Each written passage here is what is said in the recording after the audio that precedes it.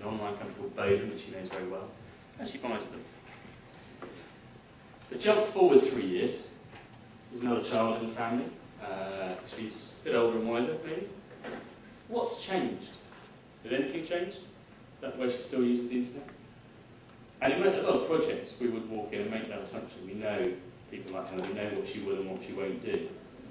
But when you start looking, it's actually fundamentally shifted. So she now has a high specification machine running Mac OS X or Windows Vista, because she's just gone down the road and bought one, because she was fed up with her husband having control over the home computer, so she went and got one herself. It's a laptop, it's wireless, you can take it anywhere around the house. She uses instant messaging. She used to use instant messaging, but she uses it a lot more. She uses the video conferencing, the audio conferencing of it. And inadvertently, she doesn't know this, but she blogs. If you asked her if she blogged, she'd probably smack you around the face. She has no idea what that means. But she does, because she writes little updates for her live space or her MySpace page, and tells her friends what's going on. She now does pretty much everything on the internet. So she'll research anything. It's her first port of call for any research-related activity. She's throwing away the yellow pages. She doesn't have a telephone directory anymore. Well, she does. It's holding the door open. And she'll also sit down and just browse, surf. And it used to be, we used to say that only men surfed. Women don't surf. That's not true anymore. The real world is now the online world. They're the same thing. So, I talked about blogging. This is what she means by blogging. When she's instant messaging her friend in New Zealand, a little thing pops up to say that her friend's updated her space. She says, oh, what's that? Oh, there's a picture of Sue with her new baby. Da, da, da, da. I'll put one of mine up. I'll write a little update on what I did yesterday. What we did for Joey's birthday. There's no more sending of pictures on email anymore. She's starting to photo share. So there are other things that do this. Will obviously be Flickr, MySpace, Facebook. She's also got a start page, which has everything in it she needs. So when she started using the internet before, she would have something like the BBC as their homepage. She'd look at the headlines. She'd go to check the weather, see whether she needs to take an umbrella out for the day. And then she might go and do something else, or she might not. Now she's got all that in one place. And the interesting thing about the research that we did that underpins this is we were really investigating Web 2. And we wanted to know whether users thought that their use of the internet had changed, whether Web 2 meant anything to them. So we said that to somebody very much like Helen. And she said, well, I guess when I used to have 5 minutes during the day to have a cup of tea, I used to sit down and read the Sunday newspaper supplements that I'd saved from the weekend. But I don't do that anymore, because yesterday I sat down and I just looked at the Big Brother website. So I guess it has changed, she said. It's just normal. That's all it means. So Web 2 just means stuff's normal. You'll have heard a lot of fuss about Facebook. Or have you? Have you heard a lot of fuss about Facebook? Okay.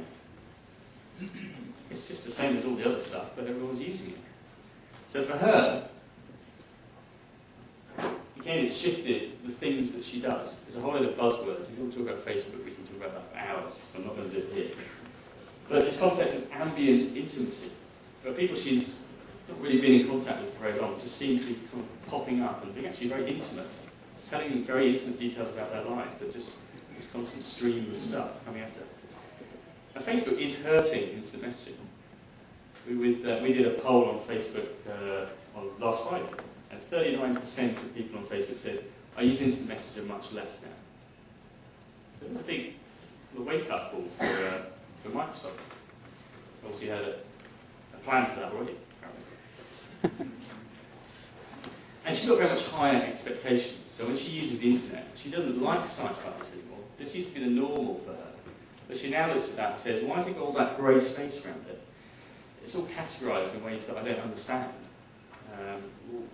Is that white shirt that I want to buy, is that evening wear, day wear? I don't know.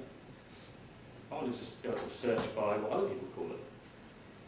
So sites like this is ASOS, as seen on screen.com. very much looks at style, looks at trends, those kind of things, and takes her into the shopping experience in a much more meaningful kind of gradual way. It uses the screen real estate very well. It's very visual, it has big pictures. It's a good idea to have big pictures of something you're going to buy.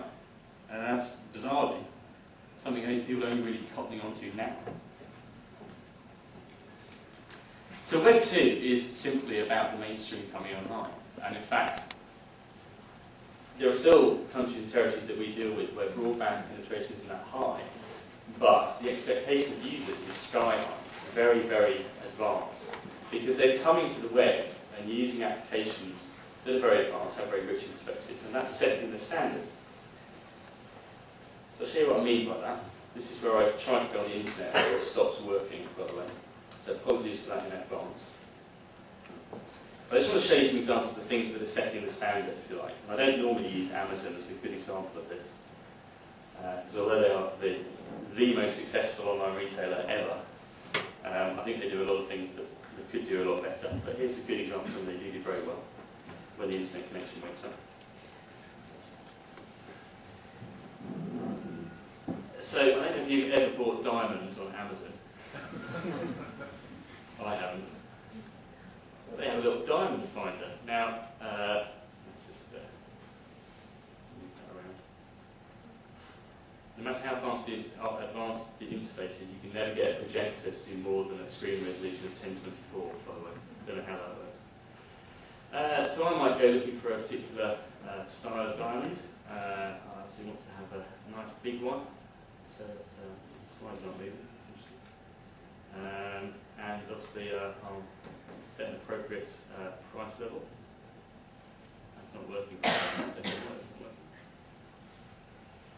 Ooh. There we go. So I'll set that down. So the biggest, the sliders aren't moving. I don't know why that is. Try this one at home for yourselves. That's probably a better experience. But I'll just set the criteria there for where I'm going. As I'm doing that, obviously it's filtering and setting the criteria for what I'm going to get at the end of it. This isn't working very well. It's obviously an IE7 Vista compatibility thing. Anyway, it's always good. But if it were working, so again, I could if I had it installed. Or check out Safari. It's half working. You've got to do that. Okay. So what it does is it allows me to just filter down the criteria. Whereas something that before, if I've been using search boxes and drop-down lists and so on, and then hit submit and got 0. So I want a 1 carat diamond. I don't want to spend more than £100. Thanks very much. It's going to give me 0 results. Here I know up front. So the experience change for the user is they're now treating advanced search very much like a filtering. Filtering rather than advanced search. So they're expecting that.